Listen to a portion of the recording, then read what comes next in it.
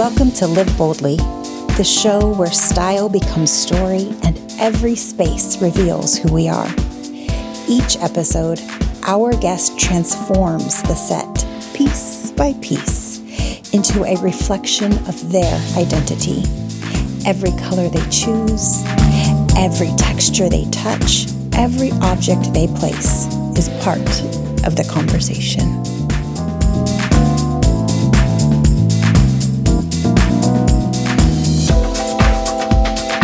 Let's meet today's bold guest. Our guest today is a relationship strategist, an on-air TV personality. She starred in several TV shows. She is a best-selling author and podcast host, and she is a regular on The Drew Barrymore Show and Access Daily. Welcome to the fabulous Damona Hoffman.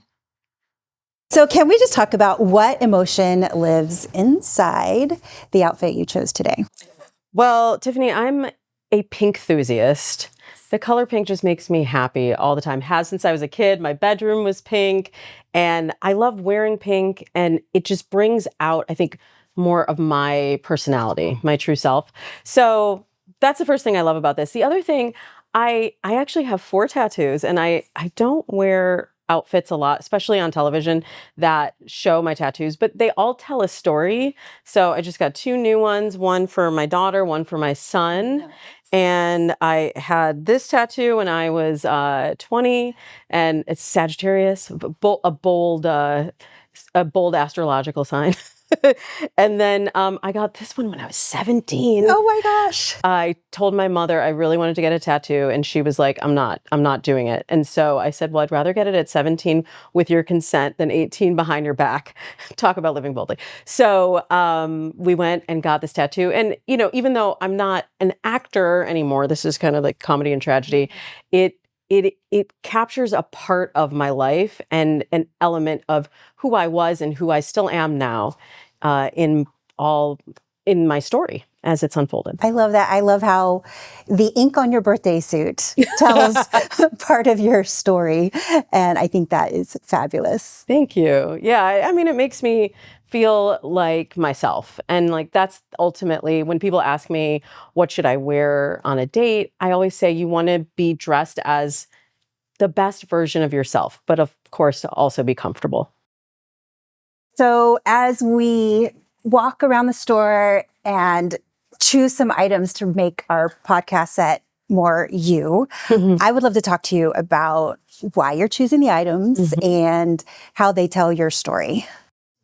Well, first of all, I love all the color. I think it's great to have color in your space, and color really impacts mood. So I'm just drawn to this whole cabinet here, and then particularly to these 2 glasses. I think they're really interestingly shaped, and I love the iridescence of them. And I also think there is a feng shui to setting your space for love. So it's really good to have pairs of things. I talk about this in F the Fairy Tale, my book. If you have pairs, it is an invitation to bring a partner into your life. Or if you are already in a partnership, having pairs of things really makes your partner feel like they have a space in your life and a space in your home where they feel like they are recognized, and invited in. That's so fascinating how the pairing of things, having pairs, says, I want you here with me, and sets that tone. Yeah, and I didn't make it up, I swear. This is like ancient feng shui knowledge. I'm not a feng shui consultant, but I use a lot of Eastern and Western methodologies in my work as a relationship strategist, because I find that there's a lot of wisdom that we can take from other cultures, from other times. And so these glasses really inspire me.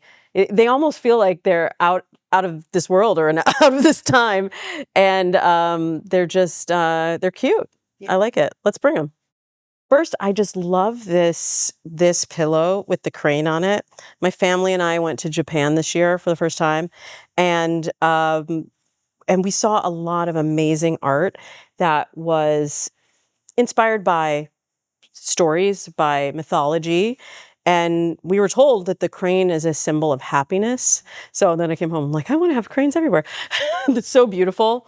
And it's also pink. And you remember, I'm a pink enthusiast. Pink enthusiast. What does pink say to you? What does that color, what emotion, what feeling, what story does pink tell? It just makes me feel alive. You know, it's not quite red. Mm-hmm. Although I do like red, and I recommend wearing red on dates to catch people's attention. But pink is sort of a softer version of that. And I'm a pretty bold gal, Mm-hmm. but I think wearing pink, certain pinks, like this crane pillow, certain pinks, it sort of softens me. This is not a soft pink, but I also like that too. As bold. Oh my gosh, come touch this pillow. This is so inviting. Yeah. And just makes you want to snuggle. It makes you want to snuggle. And I think also in terms of dating and relationships, you want to have materials around, and you want to wear materials that really feel inviting to the touch. Yeah. And cozy, approachable. Animal print is actually a neutral. I swear I had no idea about this, but you can sub it for where you would wear a black or a tan. You can use an animal print, and it's sort of more confident. You know, I know someone else who has leopard print loafers, and it's the only person I've ever asked for an autograph. Oh, Patti LaBelle.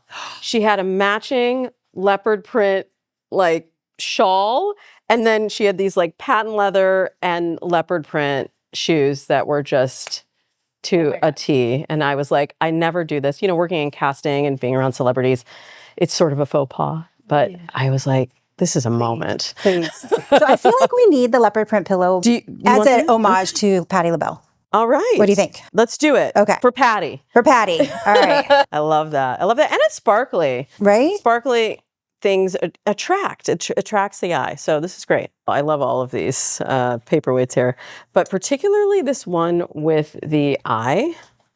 So I'm really big into vision boarding.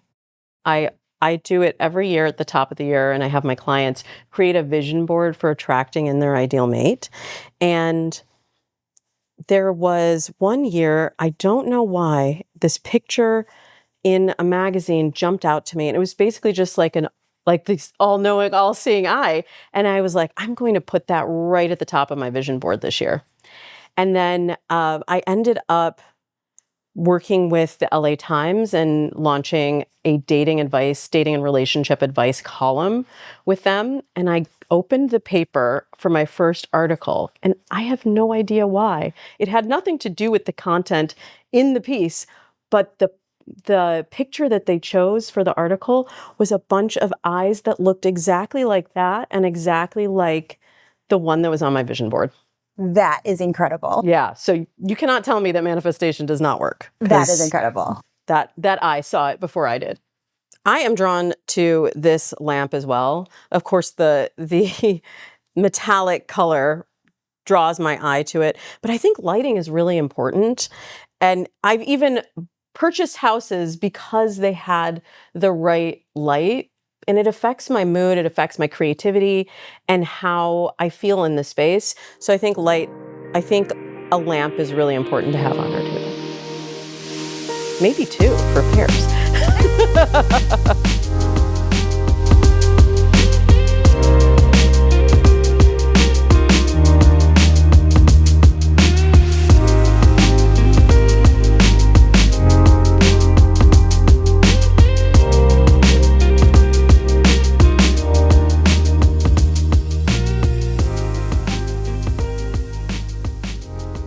First of all, I have to say, Damona, I think you chose really beautiful items. I would not have thought of putting cranes with leopard print leopards, but I think they really feel like you, and this is fun. I just feel as long as the leopard stays over here and the crane stays over there, and they're not attacking, then it's good. It's good. Yeah, it's like we've got soft and we've got powerful over here, and I think that's fun because we need both of those in our lives, don't we? Right. We contain multitudes, Tiffany. We do. Okay, so I have a quick question for you. Who first made you feel seen? Who first made you feel like, yeah, I feel seen because of my unique way of thinking and creating. Wow. So there's actually two people. I was blessed to have a mom who believed in me like no one else. And my mom is also a pretty bold and confident woman. And so she was a really big role model for me. And back when I was that shy, awkward, uncomfortable little girl, she said, you know what would be great? I'm going to take her to a theater audition and bring her out of her shell. So I went to this audition. Oh my gosh. I Was it can't tell terrifying? you, it was terrifying. I was late, which is another thing my mom is still working on. But my mom brought me to this audition, and I didn't know what I was doing. And I promise you, I was horrible. I was really horrible. I read all the stage directions. It was not good. But the director, her name is Evelyn Weymouth, she saw something in me. And so she called me after the audition and she said, I'd like to offer you the part, it was the magician's nephew. She said, I'd like to offer you the part of the monkey. And I said, does it have any lines? And she said, no. And I said, pass, no thank you. I passed out the first rule. So she said, how about this? How about I give you one line from one of the other animals in Narnia? Would you do the show if you had one line? And I said, yes, I would do it. And honestly, Negotiating from the very beginning. from the beginning, From what you want. and this is a girl who could not go up to a kid on the playground and just start playing. Yet you knew how to negotiate. Yet I knew how to negotiate. But honestly, that was a pivotal moment in my life. And doing theater gave me confidence. It helped me find my voice. I became the first student director in that company. So then I was able to build my leadership skills. And she also had a system where you always had to be on the crew after you were in a show. So you could not be in two shows at the same time. There are no stars here. Everyone is working together on something. And that's a really big part of my work ethic now, is that everyone is collaborating for a shared goal. That's a powerful lesson. Keep the egos in check. And you get to, the behind the scenes is so fun. So you get to see how things work. And I think it makes you better on stage because you understand what the camera person is doing or the lighting person or the sets person. And you get a better feeling for all of it. Yeah. So it's powerful. I love that. Yeah, knowledge is power. And you have to really understand everyone's role when you have, and this is true also in families, in partnership, you understand what everyone brings to the table, and that helps you to know how you need to show up. So even though today my work is very different, I really feel like what was seeded there, I bring into my relationship, into my family life, and definitely into my work. And it certainly helped me when I transitioned from coaching daters into then being on camera. I understood what my role was in the process. Yeah. That's really powerful. I love when things have multiple applications in your life. It transfers to whatever you're doing, that lesson. Love it. Yeah, I say nothing is wasted. It's all part of your story. Wasted. Yeah. Nothing is wasted. Okay. So a lot of times we hide parts of ourselves to function in certain situations and in certain things. For you, what part of yourself did you have to stop hiding in order to become who you are today? This became really clear to me when I was dating. And I realized, look, I mean, Tiffany, I am a short, half black, half Jewish girl from the Midwest. There was no one who looked like me on TV or in magazines. I did not feel attractive. I did not feel beautiful. And I tried to conform to a different standard of beauty. And as long as I was doing that, I was never going to meet my partner. And one day I realized that all of that, like trying to contort yourself into something that you're not in order to be lovable, was not ever going to work for me. To the shows I hosted, I straightened my hair for the entire season. And like, finally, I'm like, no, this is, my hair's going to fight back. My hair is going to be curly. This is who I am. And really, once I stepped into that full version of myself and really owned my story, that the way that I grew up, the cultural background that I have, that's a part of me. Mhm. That's a part of my story. And when I led with that, that allowed me to attract in the person who's my husband, who's the love of my life. I've been married for almost 19 years. Oh my goodness. I That is a know, I success know. story. It is, it is. And it came through a lot of trial and error and a lot of hard lessons, you know? And you have a lot of success stories in your life that are very inspiring. I know for me, and watching you and your journey and your path, because I've watched you for many years, Same girl, same.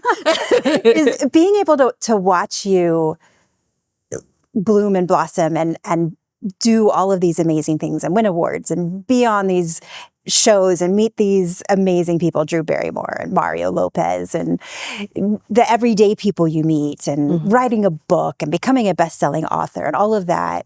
There's so much that you have become. What part of you do you feel you really tapped into to allow all of that to happen? Oh, that's a big question. A lot of it comes from innately, I am a very driven person. I set goals and I have daily practices that keep me on the path towards what I want. And I think that leaning into the things that made me different, and maybe the things that, look, I mean, it was not cool in the 80s and 90s to get good grades and, and be that driven person. Right. But it is part of who I am, and it is part of what makes me successful today. So I'm not going to shy away from that. I'm going to lean into that and lean into my strengths. Like I know the areas that I'm not great at as well. So understanding where your weaknesses are and looking for that sense of collaboration and teamwork and surrounding yourself with people whose skills complement the areas that you need to work on, or that in areas where you're not as confident or not as strong. Takes a village.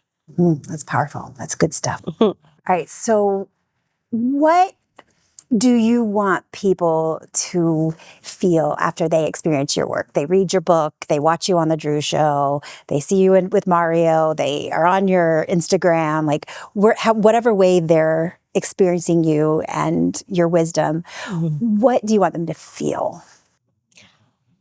I want them to feel inspired.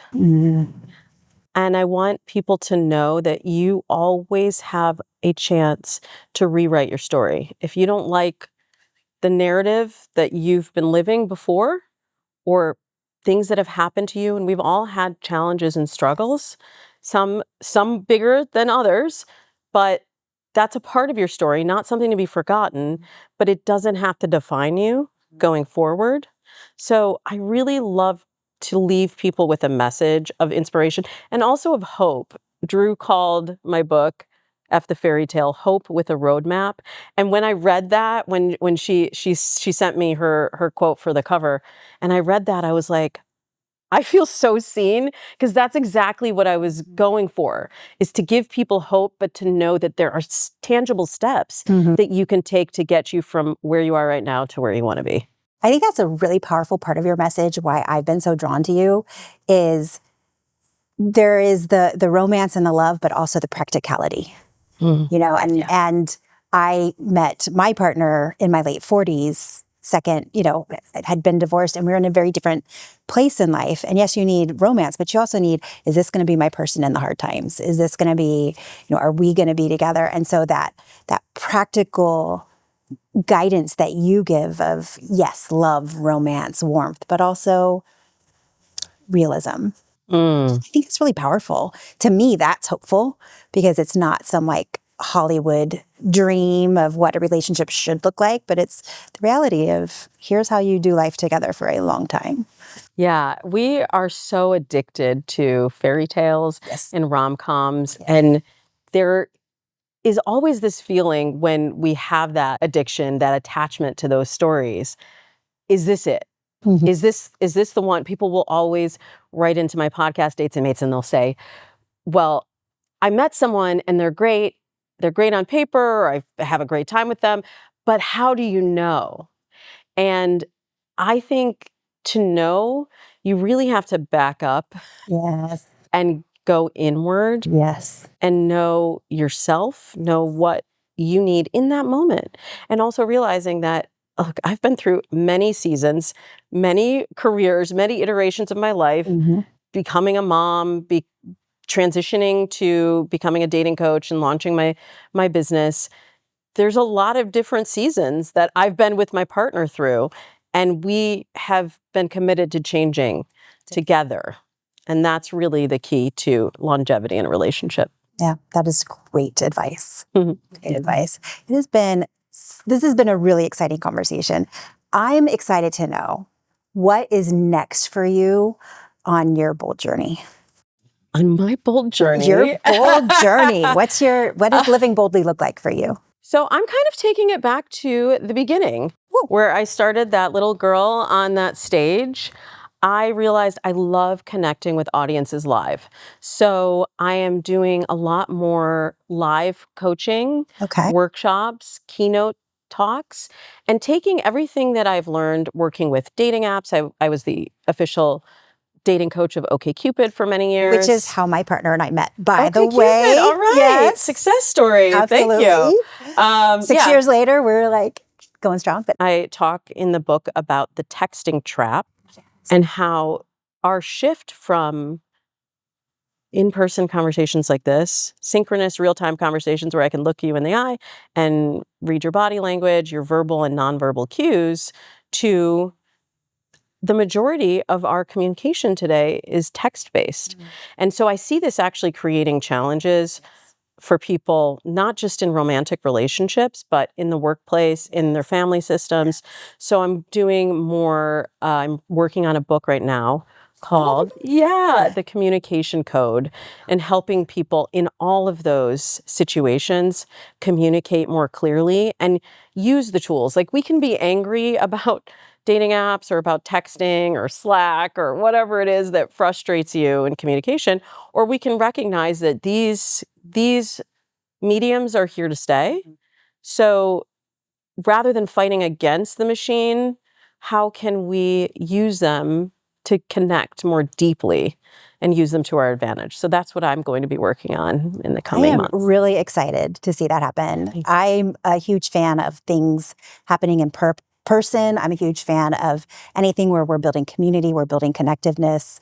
I think, COVID and all of that, where we all became separated and in our little holes, hurt a lot of things. And so I'm excited to hear people say, we're going to get back in person, we're going to create community, we're going to connect. And I think that's wonderful. So I'm excited to see your book come out. Hopefully we'll chat again when that comes out. And this has been an absolute joy. Thank you so much for having me. It was fun for me too.